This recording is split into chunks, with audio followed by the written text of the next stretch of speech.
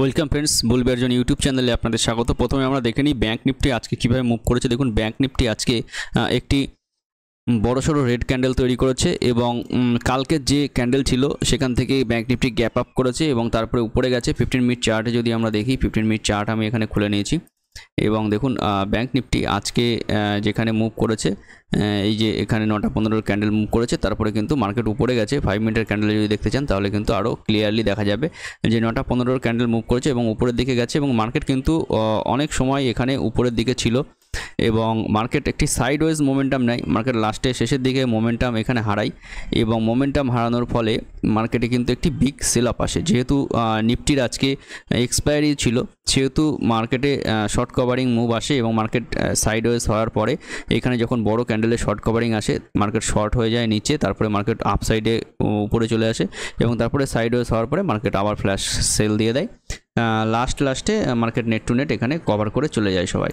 So মার্কেটে দেখুন কালকে যে ক্যান্ডেল তৈরি হয়েছিল, আজকে কিন্তু একটি বিগ ক্যান্ডেল, এই জন্য রেড ক্যান্ডেল তৈরি হয়েছে এবং মার্কেটে এই ধরনের ক্যান্ডেল, বিগ ক্যান্ডেল তৈরি হওয়ার পরে কিন্তু মার্কেট একটি সাপোর্ট জোনে চলে আসে। অর্থাৎ বিগ সেল আপ হয়ে যাওয়ার পরে কিন্তু মার্কেট একটি সাপোর্ট জোনে চলে আসে। এইরকম ধরনের ক্যান্ডেল বা এরকম ধরনের হ্যামার ক্যান্ডেল এখানে আমরা দেখতে পারি বা এখানে তৈরি হয়, যেটা তৈরি হয় আপনার হ্যাঙ্গিং ম্যান বা ড্র্যাগন ফ্লার সুইং, এখানে এইভাবে উল্টো হ্যামারও তৈরি হতে পারে।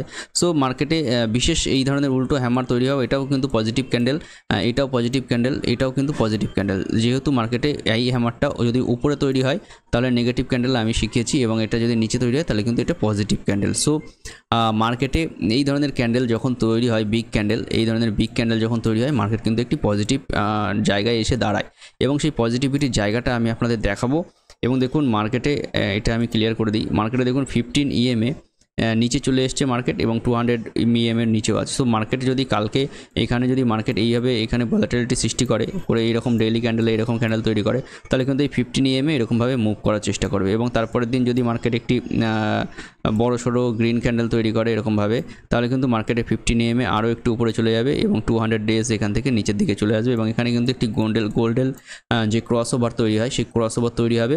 তার ফলে মার্কেট 15 EMA যত উপরে যাবে, মার্কেট কিন্তু তত উপরের দিকে চলতে থাকবে। মার্কেট কিন্তু এখান থেকে পজিটিভ মুভমেন্ট নেবে এবং দেখুন কোভিডের যে ব্ল্যাক লাইন আছে তারও কাছাকাছি মার্কেট চলে এসেছে। সো সাপোর্ট জোনের কাছাকাছি কিন্তু মার্কেট এখানে আছে। ডেইলি ক্যান্ডেলে যদি দেখেন তাহলে কিন্তু এখানে 50 EMA যে সাপোর্ট এরিয়া, সেই এরিয়াতে আছে। দেখুন গ্রিন ক্যান্ডেলের এক্স্যাক্টলি সাপোর্ট এরিয়া এবং কোভিড লাইনের কাছাকাছিও আছে। তো মার্কেট এখান থেকে কিন্তু একটি সাপোর্ট এরিয়া খুঁজে মার্কেট আপসাইড করতে পারে এবং এখানে আমাদের কিন্তু এখানে জাস্ট একটু ওয়েট করে নিতে হবে যে মার্কেট কখন এটা সাপোর্ট এরিয়া করছে।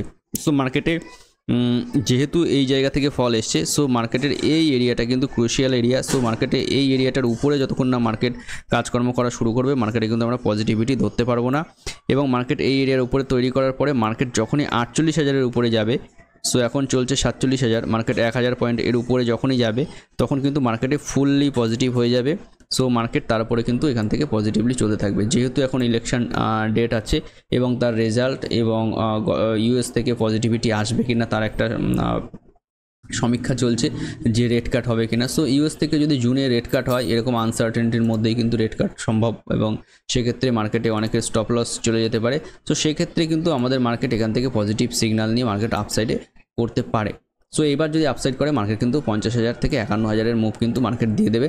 সো এটার জন্য কিন্তু আমাদের এখানে প্রস্তুত থাকতে হবে। যেহেতু মার্কেট এতদিন ধরে এখানে কনজেশন করেছে, একটি লেভেলের মধ্যে আছে, সো মার্কেট যদি ব্রেক করে দেয় নিচের দিকে তাহলেও কিন্তু এখানে কনসলিডেশন করতে হবে। কনসলিডেশন করার পরে মার্কেট এখানে ব্রেক করবে, আর যদি মার্কেট আপসাইডে যেতে চায় তাহলেও কনসলিডেশন করবে এবং আপসাইডে যাওয়ার জন্য করবে। সো আপসাইডে যাওয়ার জন্য আমাদের কাছে ভিউ ক্লিয়ার আছে যে মার্কেট এই লেভেলটার উপরে গেলে 47,400, সেই লেভেলটার উপরে আমরা আপসাইড, হালকা আপসাইড, কোয়ান্টিটি কম। 48,000-এর উপরে গেলে ফুল কোয়ান্টিটি, ফুল বুলিশ। 48,000-এর উপরে কিন্তু মার্কেট ফুললি বুলিশ হওয়ার জন্য তৈরি হবে। আর নিচের দিকে গেলে মার্কেট এখানে কিন্তু কনসলিডেশন হবে এবং এখান থেকে একটু উপরে গিয়ে মার্কেট যখনই নিচের দিকে ক্রস করবে, ব্ল্যাক লাইন ক্রস করবে, তখনই কিন্তু মার্কেটে বিগ র্যালি, সেলিং র্যালি আসবে। সো মার্কেটের এখান থেকে কিন্তু একটি পজিটিভিটি আসবে, যেটা কিনা সেলিংয়ের জন্য হলেও মার্কেট এখান থেকে উপরের দিকে যেতে হবে, পজিটিভিটির জন্য মার্কেটকে এখানে উপরের দিকে যেতে হবে বা এখানে কনসলিডেশন করতে হবে। সো দুটো মুভি কিন্তু এখানে সম্ভব এবং সেই হিসাবে কিন্তু আমরা এখানে ট্রেড করব। সো কালকের জন্য বিশেষ কিছু ট্রেডিং নেই, কালকে শুধু মার্কেটটা এখানে দেখতে হবে যে মার্কেট একটি পজিটিভ ক্যান্ডেল তৈরি করছে কিনা। মার্কেট যদি পজিটিভ ক্যান্ডেল তৈরি করে তাহলে বুঝবেন যে মার্কেট এখানে কিন্তু একটা বেস তৈরি হওয়ার মোডে কিন্তু মার্কেট আছে। সো 15 মিনিট ক্যান্ডেলে যদি আমরা নিফটি দেখে নিই, সো নিফটির ক্ষেত্রেও তাই ফ্ল্যাশ সেল এসছে এবং নিফটির ক্ষেত্রে আমার যে লাইন বানানো ছিল সেই লাইনের নিচে কিন্তু মার্কেট যথাযথভাবে এসছে। সো ফার্স্ট লাইনে যেটা ছিল সেটা ছিল 22,143, তার নিচে অনেকটা মার্কেট গেছে এবং মার্কেট এখান থেকে কিন্তু নিচের দিকে অনেকটা বাইং সেলিং মোডে চলে গেছে। সো এখান থেকে কিন্তু মার্কেট অনেকটা সেলিং মোডে গেছে এবং মার্কেটে নিফটির ক্ষেত্রেও তাই, মার্কেটে যখন বড় সেলিং হয় তখনই কিন্তু নিফটির ক্ষেত্রে পজিটিভিটি এখানে চালু হতে পারে। সো এখানে মার্কেট দেখে নিতে হবে যে এইসব সেলিং পজিশন, এইসব সেলারদের স্টপ লস এইসব জায়গাতে লাগানো আছে। সুতরাং এর উপরে মার্কেটকে যদি সাস্টেন করানো যায় তাহলে কিন্তু মার্কেটে এরা স্কোয়ার আপ করতে থাকবে এবং মার্কেট উপরের দিকে যেতে থাকবে। সুতরাং এই যে সেলাররা আছে এরাও তখন বায়ার তৈরি হবে, মার্কেট আপসাইডে যেতে থাকবে। সো সেলাররা যখন বায়ার করে মার্কেটে যায় তখন কিন্তু এই ধরনের বড়সড় সেলিং আসে। সো আমরা চলে যাই আমাদের ডিক্সি ইন্ডেক্সে। ডিক্সি ইন্ডেক্স দেখে নিই আজকে কীভাবে কাজকর্ম করেছে। সো নিফটির ক্ষেত্রে মার্কেট 15 EM এর নিচে চলে এসছে, ট্রেন্ড লাইনের নিচে এসছে।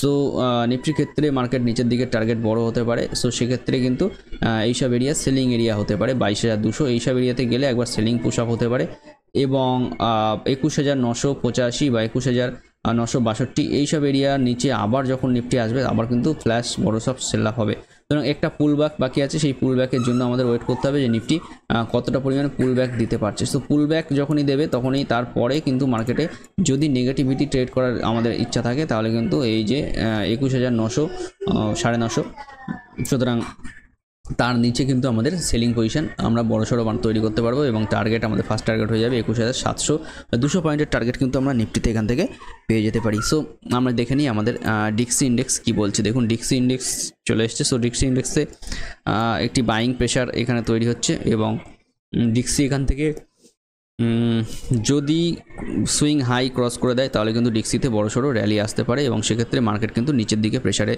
থাকার সম্ভাবনায় বেশি। আবার ডিক্সি এখান থেকে যদি কনসলিডেশন করে এর মধ্যে আবার নিচের দিকে 104-এর নিচে আসে তাহলে কিন্তু মার্কেটে বড়সড় বাইং হতে পারে। সো আমি বারবার করে বলে আসছিলাম 104-এর উপরে গেলে মার্কেটে কিন্তু সেলিং আসবে। সো আপনারা যারা এখানে 104-এর উপরে মার্কেটের পজিশন তৈরি করেছেন তারা কিন্তু এখান থেকে বড়সড় প্রফিট নিশ্চিন্তে করতে পেরেছেন। সো আমি এখানে দেখে নেব আমাদের ব্যাঙ্কগুলো কী করছে, সেন্টিমেন্ট এখান থেকে তৈরি হবে। সো দেখুন এইচডিএফসি ব্যাঙ্ক নেগেটিভ ক্যান্ডেল তৈরি করেছে, যদিও সুইং যে লো আছে তাকে কিন্তু এখনও কাটতে পারেনি। সো এইচডিএফসি ব্যাঙ্ক এখনও পজিটিভের টোনে আছে, হালকা পজিটিভ টোন এখনও বাকি আছে। সো এইচডিএফসি ব্যাঙ্কের ফুল পজিটিভ হতে গেলে এই যে রেড ক্যান্ডেল আছে এর উপরে কিন্তু ক্লোজ করা দরকার। এর উপরে যদি ক্লোজ করে এইচডিএফসি ব্যাঙ্ক কিন্তু হাই ক্রস করে দিতে পারে, আর এর নিচে যদি ক্রস করে তাহলে কিন্তু এইচডিএফসি ব্যাঙ্ক ডাউনে চলে আসতে পারে। তো সেক্ষেত্রে কিন্তু আমাদের মার্কেটের প্রতি দেখতে হবে যে মার্কেট কীভাবে কাজকর্ম করছে। আইসিআইসিআই ব্যাঙ্ক আমি যেটা বলেছিলাম এই একমাত্র ব্যাঙ্ক আছে যেটা কিন্তু মার্কেটকে নিচে নিয়ে আসতে পারে। সো 1055 চলছে এখন আইসিআইসিআই ব্যাঙ্ক এবং 15 EM এর নিচে চলছে। সো এখান থেকে দেখা যাক আইসিআইসিআই ব্যাঙ্ক কতটা ফল করতে পারে। আমার যে টার্গেট আছে সেটা কিন্তু 900-র কাছাকাছি টার্গেট আছে, 900 সামথিং। সো টার্গেট লাইন এখানে 988 সামথিং এরকম টার্গেট আছে, টার্গেট লাইন এক্স্যাক্টলি 988। এইসব এরিয়া টার্গেট কিন্তু আইসিআইসিআই ব্যাঙ্ক হিট করতে পারে। সো টার্গেট লাইন এখানে চলে এসছে 988, এইসব লাইনে টার্গেট এরিয়া হিট করতে পারে এবং সেখানে 200 ডেজ EMAও আছে। সো এখান থেকে কিন্তু আইসিআইসিআই ব্যাঙ্ক আপসাইডে যেতে পারে। সুতরাং ব্যাঙ্ক নিফটির ক্ষেত্রে কিন্তু পেইন থাকবে নিচের দিকে।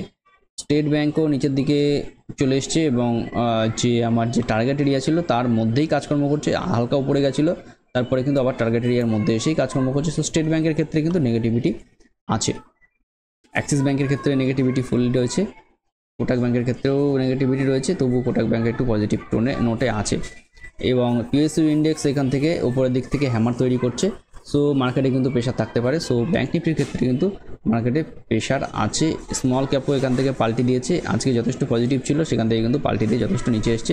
মিড ক্যাপও এখান থেকে যথেষ্ট নিচে এসছে, উপরে ছিল যথেষ্ট আজকে ডেইলি ক্যান্ডেলে, সেখান থেকে কিন্তু গত দুদিনের বাইং লেভেলে নিচে চলে এসছে। সুতরাং বড় প্লেয়াররা কিন্তু এখান থেকে মাল ছেড়ে হালকা করার চেষ্টা করছে, টেবিলে পয়সা রাখার চেষ্টা করছে। সো সেক্ষেত্রে বিগ প্লেয়ারদের অটো ইন্ডেক্সেও দেখুন এখানে নেগেটিভ ক্যান্ডেল তৈরি হয়েছে, ইনফা ক্যান্ডেলের নেগেটিভ। সো বিভিন্ন রকম ক্যান্ডেলের নেগেটিভ তৈরি হয়েছে। আমি শুধু এখানে দেখে নেব আমাদের ডিজিআই ইন্ডেক্স কি বলছে। ওকে, ওকে, সো আমি যেটা আলোচনা করছিলাম যে যখন বড় সড়ো ফ্ল্যাশ সেল আপ হয়ে যায় তারপরে কিন্তু একটি সাপোর্ট জোন হিসাবে এখানে কাজ করে। তো ডিজিআই ইন্ডেক্স দেখুন এখানে একটি সাপোর্ট জোনের মতো কাজ করছে, সেলিং আসছে কিন্তু সেলিংয়ের যে সুইং লো আছে একে ব্রেক করে নিচের দিকে ক্যান্ডেল তৈরি করতে পারছে না, এখানে গ্রিন ক্যান্ডেল তৈরি করেছে। সো এই ক্যান্ডেলটি বিগ ক্যান্ডেলের উপরে যখনই এখানে ক্যান্ডেল তৈরি করবে তখন কিন্তু এইসব স্টপ লস হিট হয়ে মার্কেট কিন্তু আবার সাইডে যাওয়ার চেষ্টা করবে। সো এখানে 36,800 আরও 800-900 পয়েন্টের একটি সেল আপ আছে, সেটা যদি না হয় এখানে কনসোলিডেশন করার পরে তারপরে কিন্তু নিচের দিকে যেতে পারে বা এখান থেকে কনসোলিডেশন করে আপসাইডও যেতে পারে। তো দেখতে হবে আমাদের কোন দিকে যাচ্ছে, ডিজিআই যেদিকে যাবে ব্যাংক নিফটি কিন্তু সেদিকে যাবে। সো এখানে হ্যামার তৈরি করছে S&P 500, ন্যাসডাকও এখানে হ্যামার তৈরি করছে। সো হ্যাংসেং ইন্ডেক্স পজিটিভ তৈরি হয়েছে এবং ইন্ডিয়া ফিক্স নিচে এসেছিলো এবং জাস্ট উপরে গেছে, আবার কিন্তু কুল অফ হয়ে জায়গা মতো দাঁড়িয়ে আছে 13। সো এখান থেকে ইন্ডিয়া ফিক্সও কুল অফ হয়ে জায়গায় দাঁড়িয়ে আছে। সো এই পর্যন্ত থাকলো আজকে video. Thank you friends, video ভালো লাগলে অবশ্যই সাবস্ক্রাইব করবেন।